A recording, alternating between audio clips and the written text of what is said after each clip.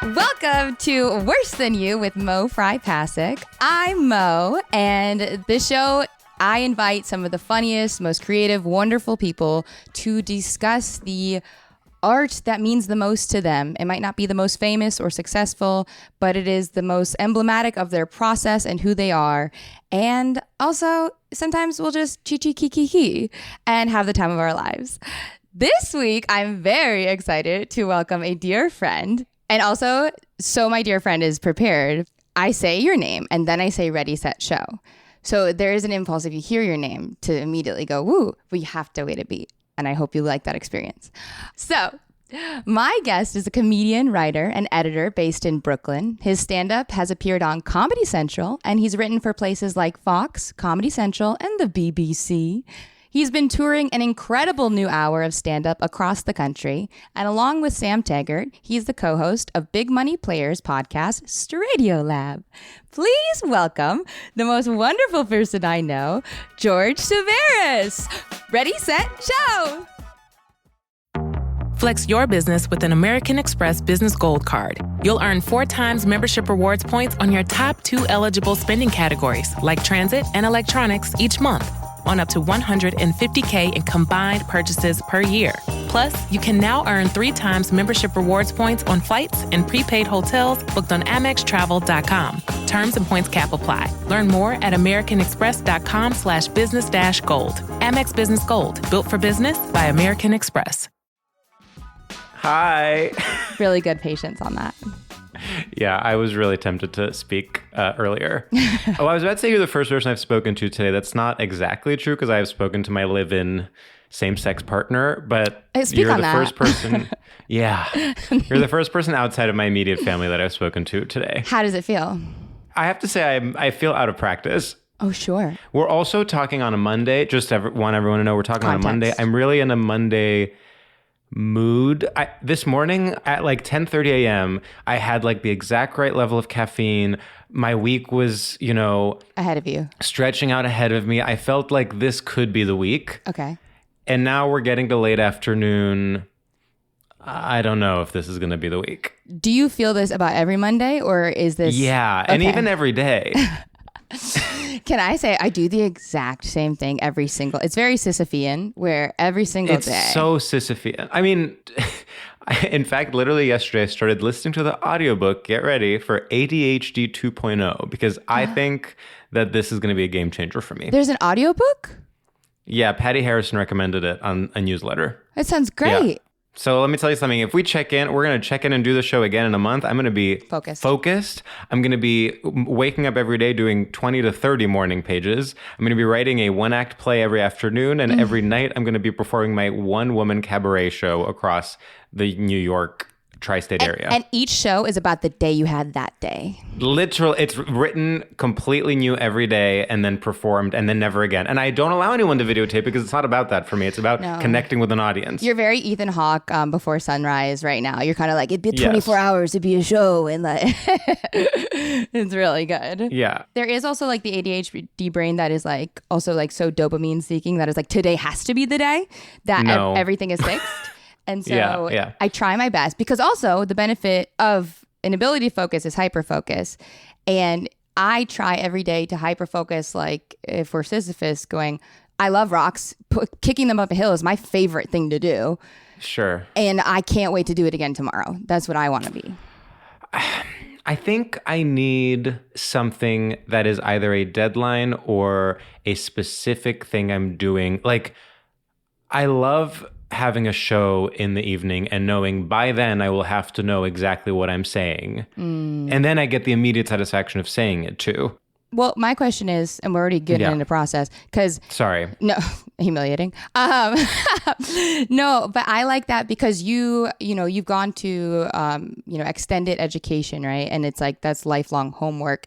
Is your structure self-imposed? Like, are you good at giving yourself it, or does something else have to give it to you? Structure in terms of like day-to-day writing practice? Yeah, like do you have to have a show to get that stuff done or... Yeah, no, I'm terrible at structure. I've never had a morning routine. I've never had a consistent writing practice. I only journal when I'm in the midst of a mental breakdown. And so when I'm having like a good day, I'm not journaling, but every single journal entry of mine starts with like, well, it's over. Like, it's just I'm only journaling when I'm like, well, things are about to fully fall apart and I have to take stock before it all blows up. It's like once every 3 weeks, there will be a journal entry and all of them sound like someone having a nervous breakdown. I actually think if someone ever finds my journals, they'll think I'm like legitimately in the throes of like a years long mental breakdown because those are the only times I think to write.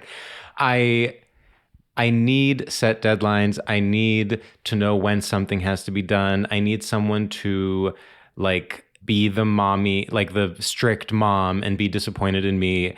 I have no internal anything. Same. But we have all these shoulds, right? And it's like, well, you should use journaling every day to reflect whatever. And I'm like, that throws me off because it's like, you are using journaling just fine. You are using it as a lorazepam. Like, you are having a little break and some people pop a pill and you do this thing that you think might help you because you know it's supposed to help people. And so that isn't technically quote unquote journaling, but to me, it's like, it is a salve when you're in crisis. But then I do the thing where it's like, I'm guilty then because I'm like, well, if I actually journaled, then I would reflect on who I was as a person and see the patterns. Right, exactly. Well, it's also like preventative versus whatever the opposite of preventative is. It's like triage. Right. I'm not taking my, probiotic in order to have good health. Instead, I'm like getting blackout drunk and doing drugs every night. And then the next morning, Googling hangover cure. Yes. Like I'm not setting myself up for success. And so I'm just like in a panic mode constantly. I have a huge thing about context though, because I go, maybe the structure is panic mode for you, right? Like maybe. Well, I know it 100. By the way, yes. Yeah. Like obviously, if it wasn't working, then I would have like given up a long time ago. But like, yeah, I was one of those college students who like pulled an all-nighter before every paper. When I was in grad school, I truly wrote my thesis in like 5 days. After like a full year of procrastination. I will like be on tour and have all day to prep for a show and only look at my notes when it's like a half hour before the show and I'm backstage. And if I'm being generous with myself, then I'm like, well, it helps me because I'm in the zone and it all feels more immediate. But then sometimes I'm like, well, or you could just sort of plan ahead. Okay. I love this because process-wise, mine is the exact same. And I think the only hindrance to this process is the guilt I have or the self-criticism of, well, you think you're good, but imagine how good you could be if you actually just rehearsed over and over.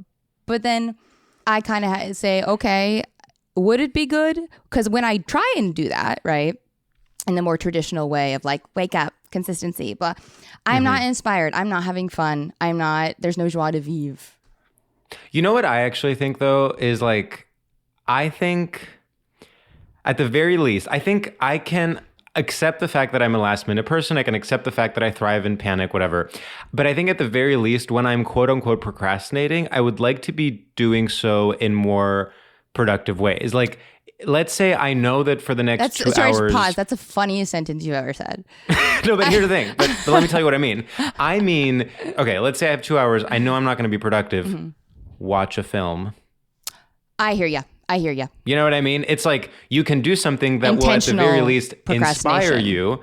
Yeah. Or read a book. Like, because if you're in this place where you know you should be doing something, but you're not doing it, then you don't feel like you have the right to start any other kind of project. Yeah. So you just are like pacing around your house or on Instagram. That to me is like the perfectionist disease, though, where it's like, how can I be more efficient in the way that I'm being inefficient? And I fully believe sometimes that procrastination, the second I started to watch a film is when I would do the actual thing. Totally. Because to me, I'm very like, I think of myself as a Quanta, where it's like, I'm inobservable. You cannot observe me because the second you tell me to do something or observe it, I don't exist. You've affected the measurement. You've changed my existence, and my pure state cannot be observed. So if you approach me from the side, if something else is going on, it's like, if the mom's like, oh, I want to eat the broccoli. I'm going, I don't eat broccoli. But if you say, straight on, do the thing, I cannot do it. So I believe that it's good to have that Instagram, whatever, blah, blah, blah, fake period of time. Because if I was productive in that time, it would completely affect and change the thing I actually want it to do. I see what you're saying. No, you don't. I do wish it was something less harmful than Instagram, at least. Like, you know what I mean? Like, are you addicted? I wish I was like going on a walk. And you have no impulse to do so? I mean, sometimes. Because I'm really evaluating my relationship to Instagram because it has benefited me so much, and I honestly don't always. I love creatively, but I'm reevaluating it because I'm like, I think the availability to have feedback, similar as a comic, constantly is taking my attention away. And it's not even the negative like messaging alone. It's just the availability to interact with people. I'm like, oh, I need to be solo more. I need to be in the soup of creativity more. Totally. Yeah. Instagram, like social media is literally like, it's like an immersive theater experience that's designed to be commentary on schizophrenia. So it's like, what if someone had like a bunch of different voices in their head and each of them like tickled a different kind of insecurity or anxiety, but it's like, let's make it into an art installation and it's on your phone and then everyone's doing it, but we all have to pretend we're not. It's like shocking. Have you said this out loud before? I don't think so. That's genius. That is, it is an artistic, because it's voices in your head. That's all it is. Yeah, it's quite literally like an art installation that is meant to simulate schizophrenia. And then you go to like a VR conference and it's like, wow, like they made this to, so we can have empathy with people that have schizophrenia. This is what they go through every day. Could you imagine living your life like this? And you're like, yeah, actually I could. I could. Because then you're like, oh, could you imagine not trusting your own reality? And it's like, yeah, that's what it does. Yeah, it crumbles. That's actually my daily life. Thank you. Yeah. This episode is brought to you by Indeed. We're driven by the search for better, but when it comes to hiring, the best way to search for a candidate isn't to search at all. Don't search, match with Indeed. Use Indeed for scheduling, screening, and messaging so you can connect with candidates faster. Listeners of this show will get a $75 sponsored job credit to get your jobs more visibility at Indeed.com/SBO.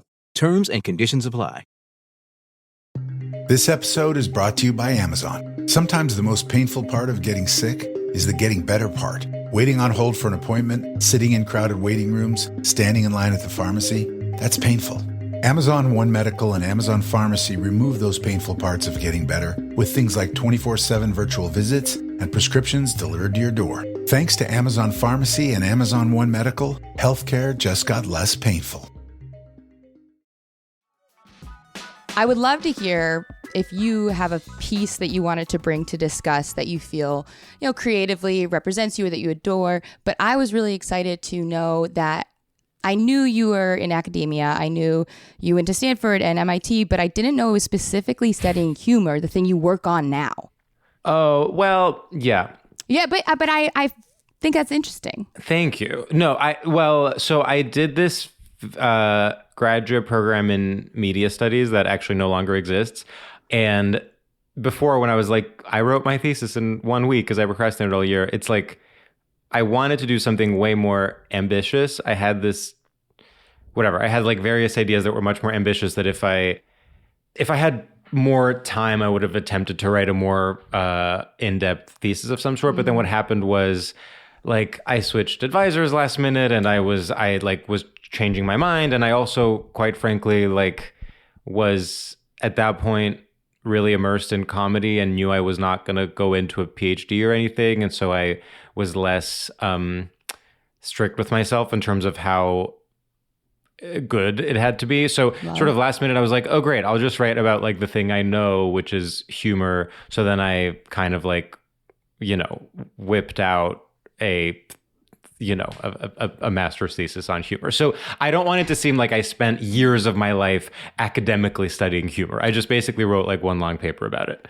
No, but I think, right, like what I like is the themes and the through lines and the seeds of who you are now with everything that you've done. Well, I will say what I was passionate about and still am, and what I went to grad school for, and then in fact had a job out of grad school that was a research job, was like how online spaces and social media like affects the way people interact with one another and interact with information, which now just seems like everything, obviously. But at the time it felt like, you know, a new idea. So like one of my first jobs out of college was working at Facebook, and I was very kind of like disillusioned with Facebook and tech after that. And that's why I applied to grad school, because I was like, oh, I want to like study how social media changes human behavior, and I want to like be a tech critic that writes about social media and the internet. And then after college, I got this researcher job that was like studying specifically how social media has changed journalism and like media ecosystems. So that was sort of, I would say those were like my real interests when I was a student. I'm like, blah, blah, blah, blah. Like it's so much to talk about, because it is, one, it's like the foresight to see the patterns, to see the trends, and to be excited to sort of illuminate is such a comedian, right? Is to say, look at this obvious thing and that we're all experiencing, and here is pull back the green curtain of it all, and kind of cut to the heart of it, which is the epitome of your humor, right? Which is you really hyper define things in a way that people hadn't perceived before. And it gives that idea of like, oh yeah, I am aware of this existing constantly around me, but I didn't name it. Oh, thank you. Well, actually, Sam and I were just talking about Stradiolab the other day because we were drafting something that was related to it. And we were like, that's what we wanted to do with the podcast, is like, if you think of straight culture as just like the things around us that are unmarked, it's like things that are just considered normal. But then what if you take the familiar and make it unfamiliar by like analyzing it in like a self-consciously ridiculous way? Like what if, you know, you take something like, what is it called when people like drink in the parking lot before a football game? Tailgate. Yeah. If you take something like tailgating and you're like, okay, this is something that everyone grew up thinking was normal, okay? And then you're like, let's divide it into its pieces, where it's like, why are you drinking a beer out of a car's trunk in a parking lot next to a sports stadium? That you could go into. Like, it's an obvious example, but it's like, yeah, like take something that everyone thinks is, that's the normal thing, and then like overanalyze it so much that it makes it unfamiliar. I think a lot of the comedy I really like does that to some extent. Oh, I love that. But it's so funny because you have to have so many layers to make it good, because you can't just be like, boys and girls are different, haha, and there's only two gender. You know what I mean? Like you have to go hyper specific like that. And I love that that's what you and Sam, previous guest on this pod, have distilled Stradiolab to, because my great aunt, I found a book of her poems. Like she had written poems and then written an essay on different poets. And she started with a quote from Wordsworth. And I haven't been able to find the quote, but since she wrote it in like the 50s, I'm assuming it's just somewhere in lost. But it's Wordsworth said that, I believe, art is supposed to strip the veil of familiarity from a known thing. And I love that, right? Because it's the familiar, it's stripping the veil that we think we know it, but you do not actually. Yeah, well, totally. I feel like especially when I was starting out, I mean, I guess still, something that's related to that really excites me is like, just like the relationship of language to the things it represents. Like, why do we use certain words to describe certain things and different ones to describe something that is seemingly similar? Like, it's not because like analyzing words then so easily gets into the territory of like what you can say and what you can't say, and like political correctness and things like that I'm just like not interested in. But like, I do think the idea of, you know, like the evolution of what connotations different words have is like a very interesting way to track where culture is going and things like that. No, I love, because I think of Noam Chomsky, who is, you know, we think of as an activist or a political or like sort of figure, but he's a linguist, and that is his founding, right? And that is the connectivity of all of this. And then you even expanded out to Brene Brown saying, if you can name a feeling, you can experience it. And now I'm going to be hyper specific with you. My question is, I think you Yes. have experience as an editor, as a comedian, you know that, brevity is the soul of wit, but you're also so hyper, like one of your stand-up jokes, and I don't know if it's in this special, but it's what I saw last year at Elysian, is that delightful sort of world building when you're talking about a straight woman's like sort of queer wedding, and you expand out to this entire story building and go big, big, big, so many words, so many story. And that effort back to the beginning of so much is what makes us die laughing. But I'm curious to how you, as an editor with an editor's brain, marry being succinct and specificity.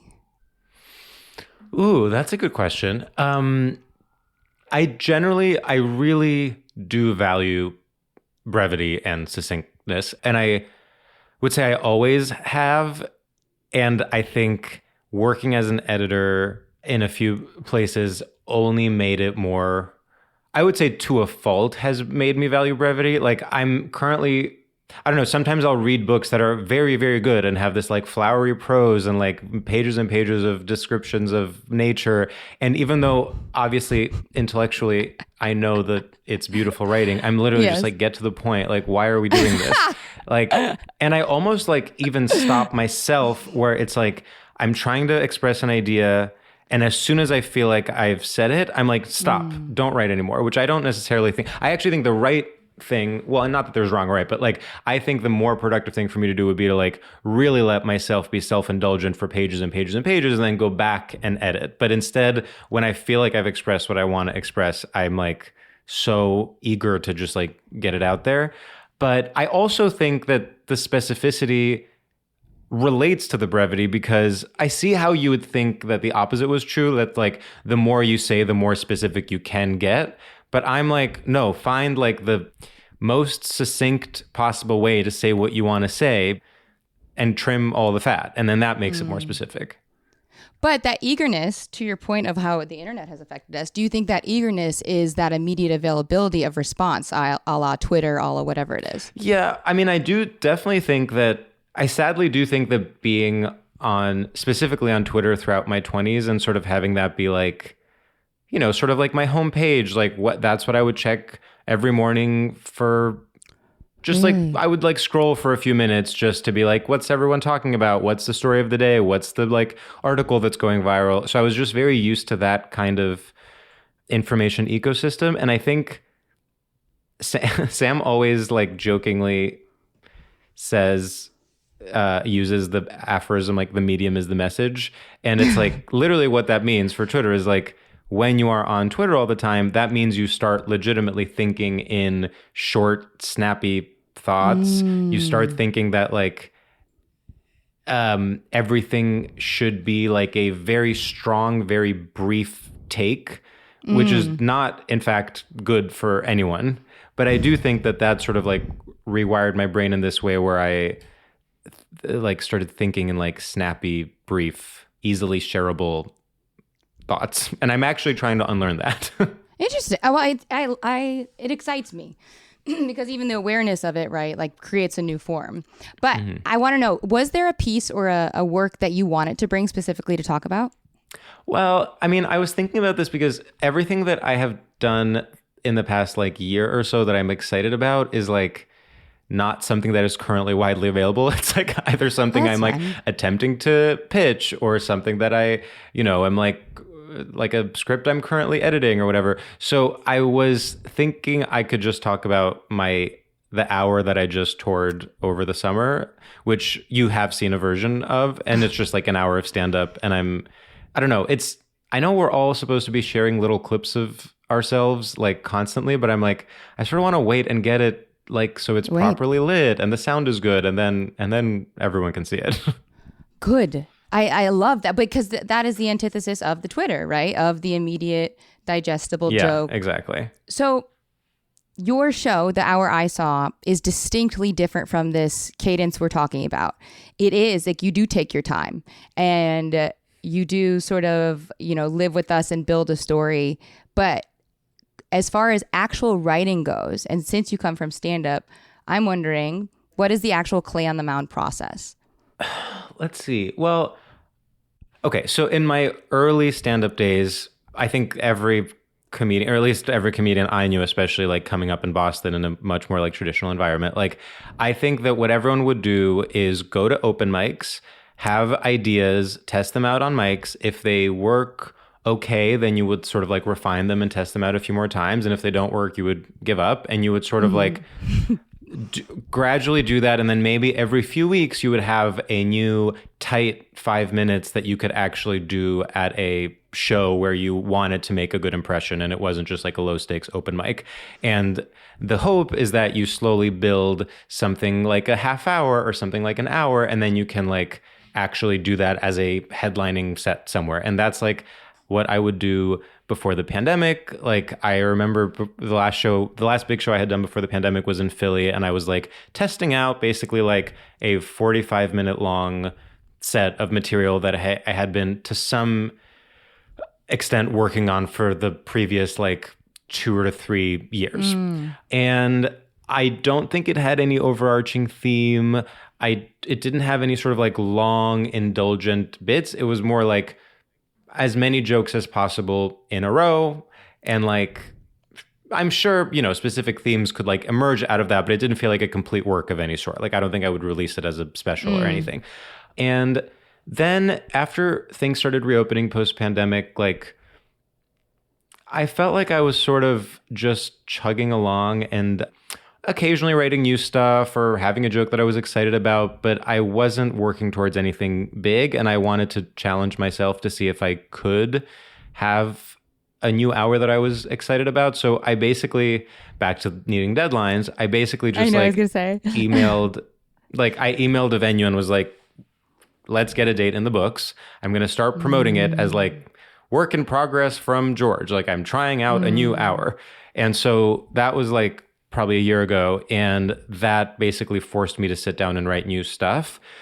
And for the first time, I was like not trying things out in open mics. I truly had like a Google Doc that I started writing notes in and then shaping them into like full sentences, full paragraphs. And at the end, I had like a full hour written out word for word from beginning to end.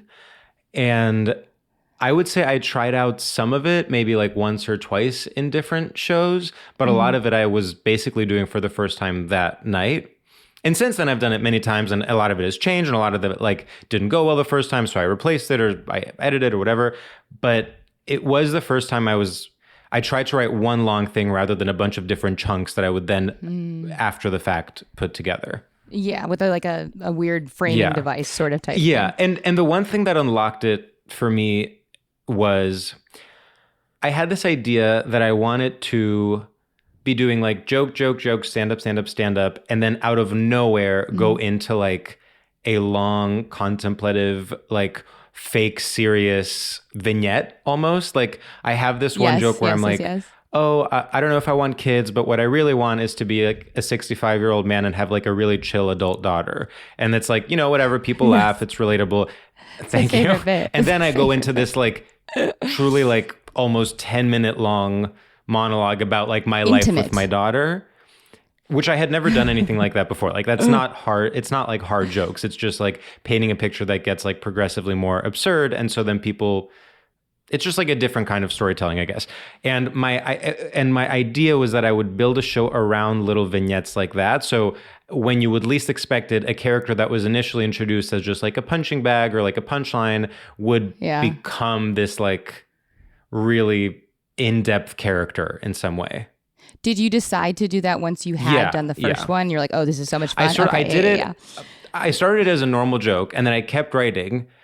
And I was like, oh, it's so funny to just like talk about this imaginary future that I have with my imaginary daughter. And then it was actually, I have to say, so much easier than writing set of punchline jokes because it's basically like free writing. Imagination. Yeah. And like it basically doesn't all have to be funny. It just has to paint a picture.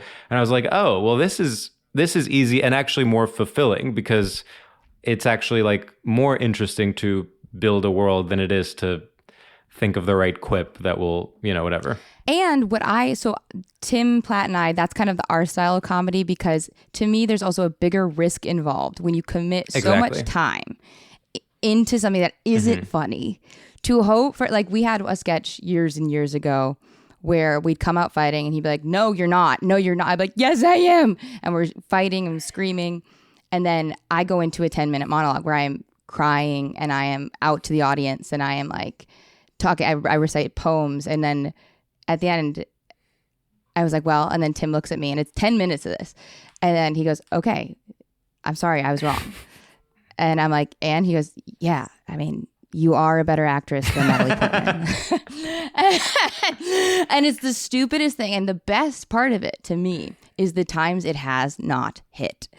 Because that is so much fun to have something you went into, to have something you built with the intention of being funny, not pay off. It's its own comedy. Because it's like, oh, buddy, good work up there. You know what totally. I mean? Do you get nervous after like having a joke like that after you're just so consistently feedback? Yes. The daughter one specifically, I think at this point I've done enough times that I feel confident in it. And usually there are at least a few people in the audience that are on board because it's just like, it's ultimately not that risky. It's like a pretty relatable feeling to want to have. Like, it's also your bag in that you can really hyper describe someone, and that is enjoyable in itself. Right. But I have this other vignette in the show that is, I would say, much more risky, which is like, I don't know if you remember this part, but like I'm talking about basically like a beta guy. Oh, yes. But keep going, I mean, it's basically like, whatever. It starts out as like a silly joke about a woman who's more powerful and confident dating a sort of beta guy. And you know, it's like you think the joke is going to end there, and then I go into this like 10-minute story about the guy's entire history, and he grew up and his dad was the gym teacher and it was really hard for him because he wasn't good at sports and blah blah. And I'm basically like humiliating this fictional man I created who is just like a nice beta guy. And I think anything around masculinity is so loaded that people do get very uncomfortable because they're like, okay, where is this going? Is he making some... Is he just being mean? Yeah, is he being mean, or is he making some commentary on like how men are not men anymore or whatever? Like, it's much more loaded than just like a silly joke about a father and a daughter. And so that one, every time I do the hour, I do worry that it's not going to hit. And like, I don't think it's ever, you know, fully bombed, no laughter whatsoever, but it's definitely not done well in the past. Yeah. Light. Well, which is fun because it's also the risk of knowing everyone anticipates now, right? You watch a video, anticipate. So they say, oh, we're talking about masculinity. It's George. Let's anticipate a point. And it's like, no, bud, we're just having fun here. Yeah, that one especially is like, which I sort of like, because that's the other thing is like, I feel like with more traditional setup punchline comedy, and especially like when I used to write stuff like that when I was slightly younger, I was very aware of like, okay, these are my politics, and ultimately through these jokes, I want to convey this ideology. Like I want to convey the things that are in my brain. And ultimately that's not the kind of comedy I like. Like I like things that are more ambiguous, and I like things that are more murky and not moralizing. And so I was like, wait, so why, if that's the kind of comedy I like, then why do I keep doing jokes that are just like very specifically like, this is about the hypocrisy of urban liberals? But there's a pressure, and it leads me to a question I wanted to ask, because I didn't do like open mic scenes, but I started stand up in Boston. I went to like Motley's and like, you know, like, and it is a distinctly, as they say, you know, white, cis, straight male space. No matter how many other people are represented, the culture of it, the jokes of it are that. And I found myself almost defiantly having to make comedy about my identity, because you're kind of needing to like say the thing so they accept you, so you can tell the joke. And I'm wondering if like you found yourself catering to those spaces, accepted in those spaces, or how that affected the trajectory. Yeah, I think I'm of two minds about Boston. I mean, first of all, I was only there for 2 years, and I did comedy basically for just a year and a half there, but it was an incredibly formative year and a half. Like I made really, really good friends, many of whom I'm still close to. There was this like really, really great weekly show that was passed down to me. Like it was hosted by 3 people and one of them left, and then they gave me the 3rd spot. And it was like really, really amazing comedy boot camp, because I would like do this show every week and book it and host it. And it was like just a really good show with a built-in audience. And it taught me how to just how to do comedy. And I think the sort of technical traditions of like more traditional comedy, like set up punchline, literally it's like do set up punchline humor, don't run the light, don't wear shorts on stage, like don't, talk about your identity a very specific amount so that it's enough to bring the audience in, but not Soften don't the rely audience, on it. Like it's not a crutch, like whatever. I was very much like mathematical about the whole thing. And I think overall, I think that was a good thing because it's almost like going to art school and learning like figure drawing before you can do before you can be Marina Abramovich. Better artist reference. Good work. So I actually like really, really value that I did that and that I didn't like start in Bushwick, like with people doing, alternative clowning or whatever. And so I definitely appreciate that. On the other hand, I do think I spent many years being so afraid to go outside of that in that sense, I think it like delayed some growth that maybe I could have experienced earlier on. Also, when you're around like so many sort of like comedy people, like people who really grew up idolizing, Bill Burr, just like very traditional comedians that have that like tour and have an hour-long special every year or whatever. Like immediately when you think of something other than a setup punchline joke, you're like, oh God, is this hack? Oh God, is this not good enough? Oh God, is this like a shortcut when I should be like sitting down and writing new jokes every night or whatever?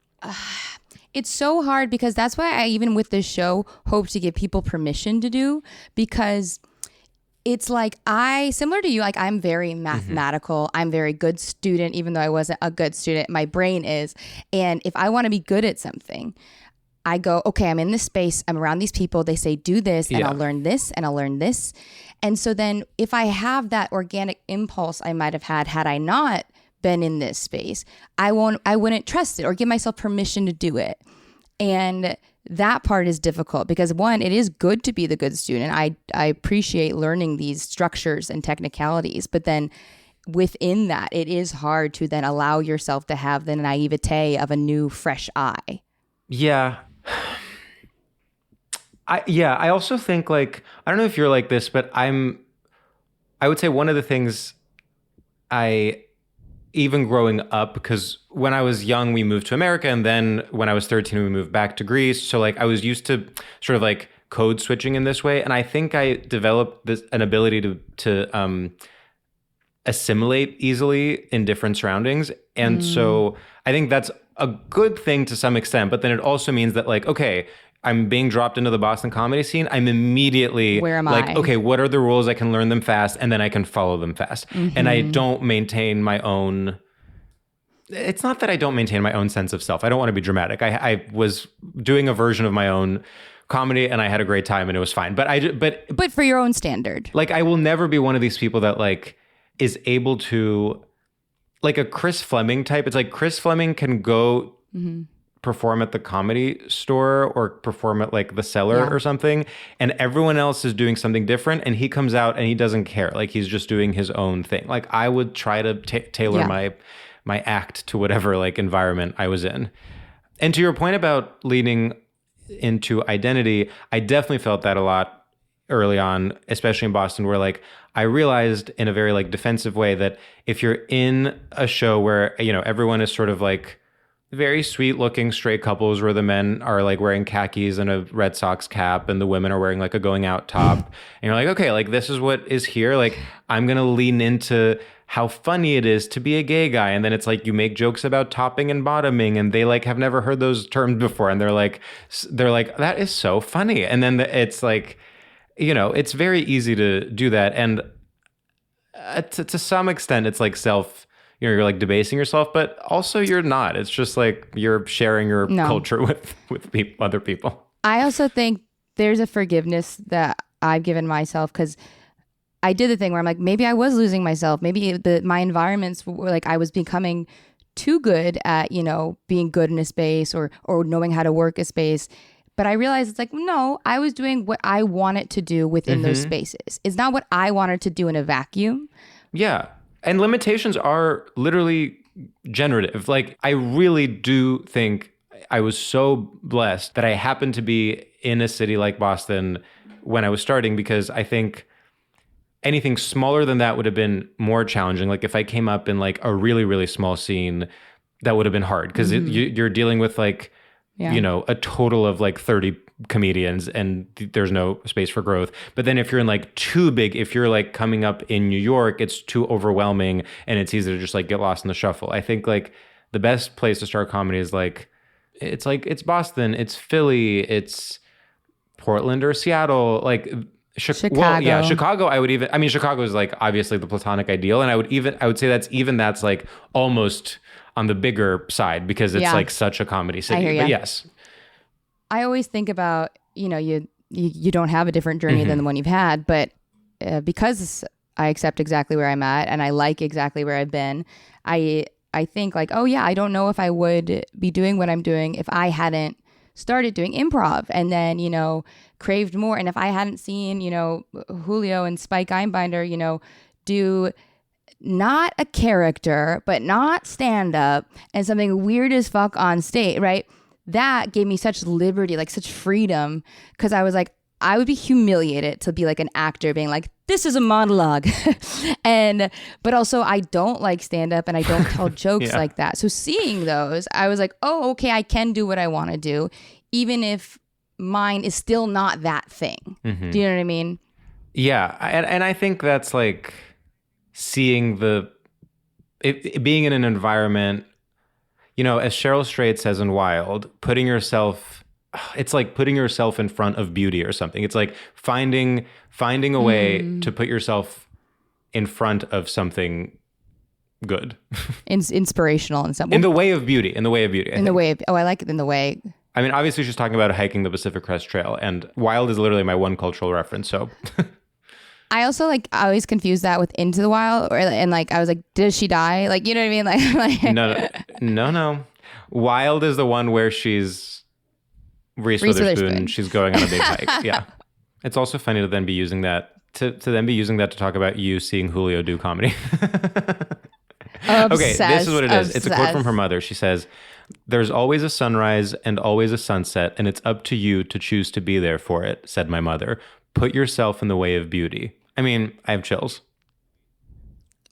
I literally have them too. There is always a sunrise and there's always a sunset, and it's your job to put yourself in the way of beauty. Because you know why I really love that quote is everything is so passive when it comes to inspiration. Everything is like, it inspired me. It came, you know, as if you're not interacting with it aggressively, going after it. And that, it's like, I love that, because it's like, sure, it's this sort of soft, natural thing, but you gotta attack that shit. Yeah. Well, and this is actually, to bring it back to Instagram, what I was talking about before, and I was like, oh, like, if I'm gonna have these 2 hours where I'm procrastinating, I might as well watch a movie. It's like the equivalent, the like artistic inspiration equivalent of sunrise and sunset is like, we at our fingertips have access to like every single book, movie, whatever ever created, and it is actually like our duty and our responsibility to, you know, find a way to consume it in some way. Otherwise, like, what are we doing? I know. Albertina, Sweetie, and I started an Almodovar film club. Okay, everyone, I did Almodovar. Like, I went through a really big Almodovar phase a couple of years ago. Really? Yeah. I mean, think he's having his zeitgeist return. Yeah. Well, especially now because he's doing his first English language movie. But wait, I cut you off. No, it's just for that very point, because we ended up pausing one of the Almodovars to watch the J-Lo movie.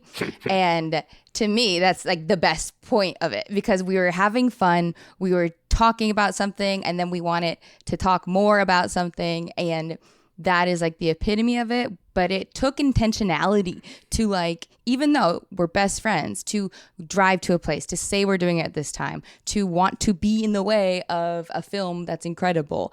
And then, you know, stops on the way, aka J-Lo and fucking Fat Joe as a therapist. Incredible. High art. In the middle of a session, he answers his phone. Hey, mommy, I'm with a patient. Best movie I've ever seen. But I'm just saying, like, it takes kind of aggressive action, even in the easiest capacities. Yeah. So, winding down, I love to end sort of each podcast on process and creation with asking you if either you would like to share a poem of yours or have me hold one of yours. And what a poem is, it's this idea that either there was a moment where you felt imperfect or not quite together, and you were held by someone, or a moment you did that for something, or like a moment in creation where you're like, I wrote this thing and I never thought I would, and no one's ever seen it, but it changed the trajectory of my creative process. I was going to quit comedy and someone said, hey, you're funny. Yeah. Because it's inspired by the Russian poet Anna Akhmatova, who I think is incredible, but she was writing revolutionary poetry during the Great Terror, and it was illegal to publish. And she still wanted to, get her voice out there. So what she did is she had friends of hers memorize edits of her most famous poem, Requiem, over the course of 30 years. And this idea of imperfectly coming to someone or having an experience and sharing it and holding it, to me, is the most vulnerable and divine thing we can do at any point of creation. So your poem can be truly anything, but we will hold it or be held by it. I mean, I have to say, in the early pandemic, I wrote a script with my friend Jen, who was my best friend in college, and who is still my good friend and gave a toast to my wedding.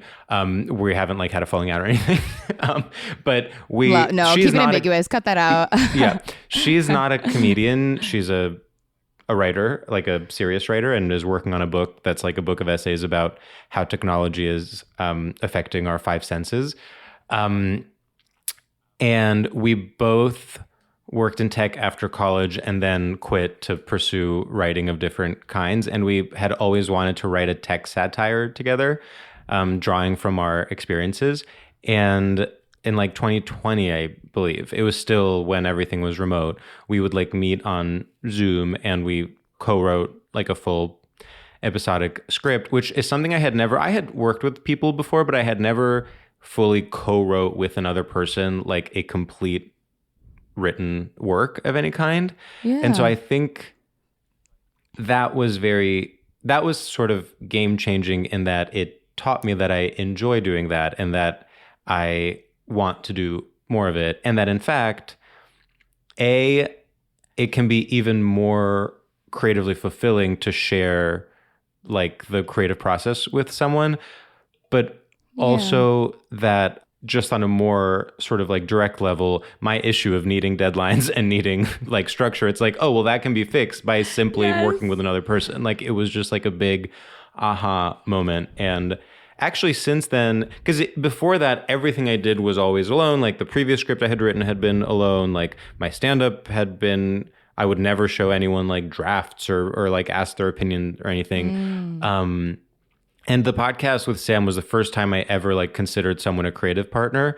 But even that, we're basically improving, we're not sitting down and writing together in a document or something. So I do think that was a vulnerable moment like that where I felt like I opened myself up creatively.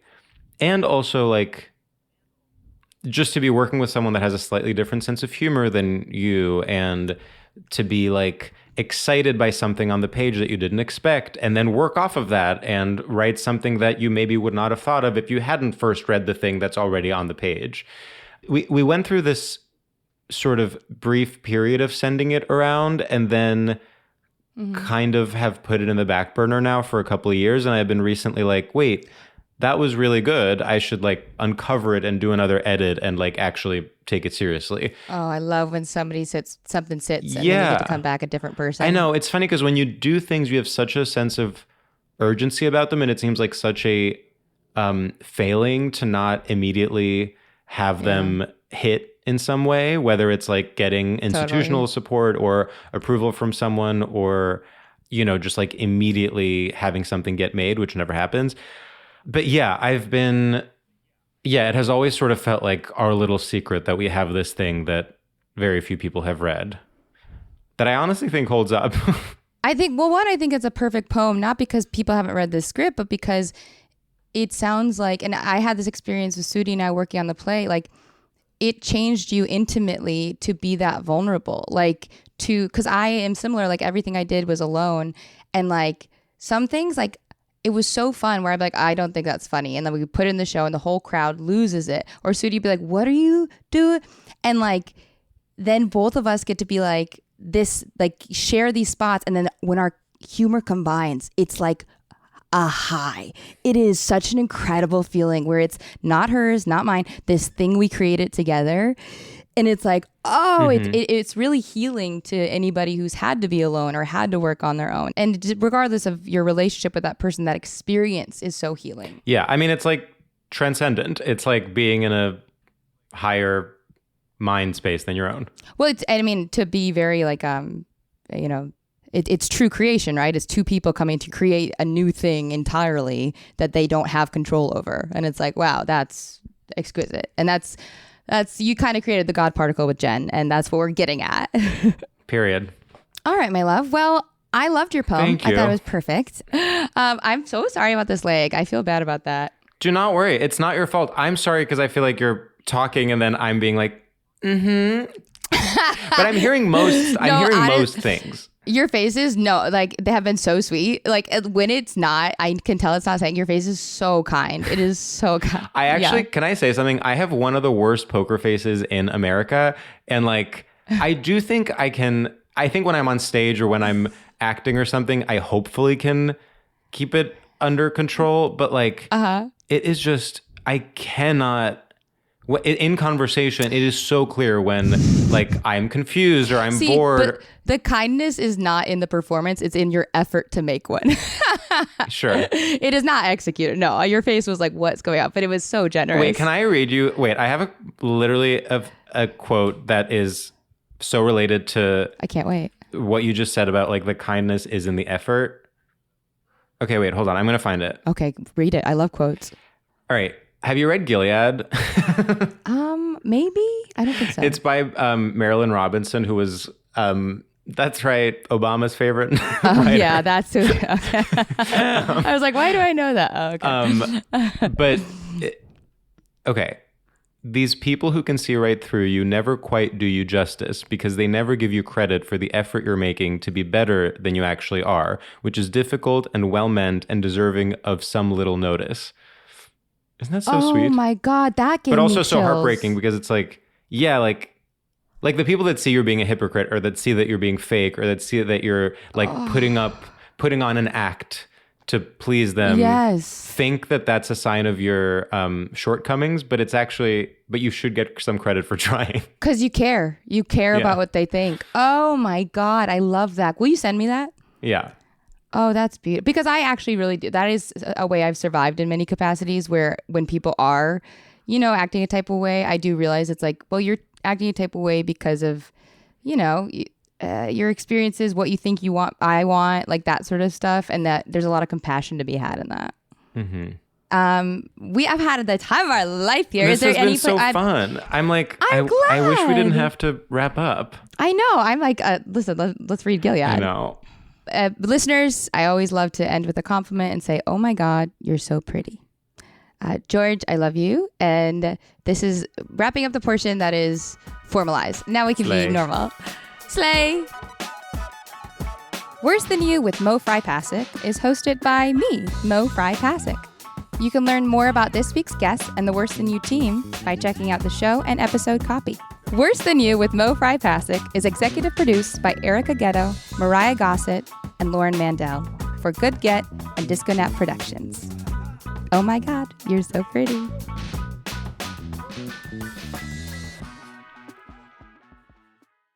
I'm going to be waking up every day doing 20 to 30 morning pages. I'm going to be writing a one-act play every afternoon, and every night I'm going to be performing my one-woman cabaret show